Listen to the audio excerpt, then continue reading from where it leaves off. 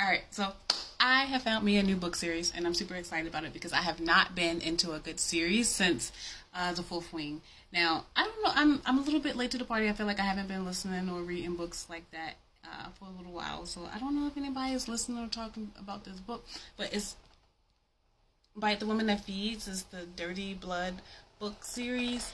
So, like, but are you guys reading or listening to this book? Like, what are y'all thoughts? What do you think about it? I'm only on the second book, but so far I'm invested.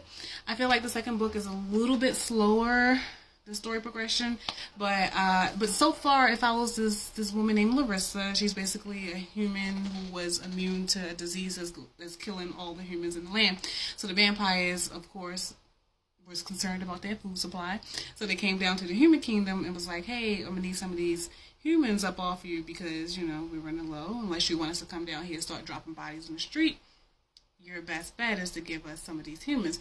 And the king was like, the human king was like, yeah, we can give you some humans, but we're not going to give you all the humans that you are requesting. But we'll give you some, but we'll throw in a special human named Larissa, who happens to be immune to the disease.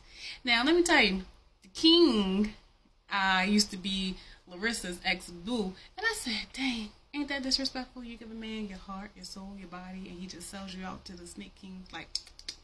So they ended up tracking her down, kidnapping her, and taking her back to the vampire village, the vampire kingdom. So she ends up becoming like the personal kind of hostage to the king because she's immune. He's trying to figure out why she's immune. So he strikes a bargain with her and tells her, like, if you allow me to feed from you, I can determine the cure. So she agrees.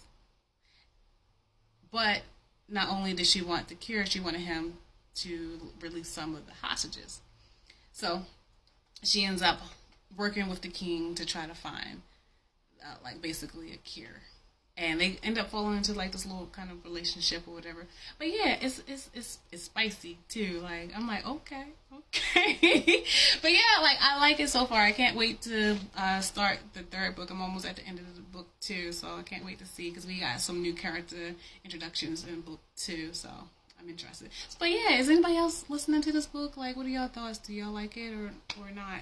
Also, if I can get some new suggestions for books, like, I'm a lover of fantasy romance, and I feel like I was searching for a book, but I couldn't quite get into any books that I was listening to. But so if y'all have some suggestions, please drop a comment. Thank you.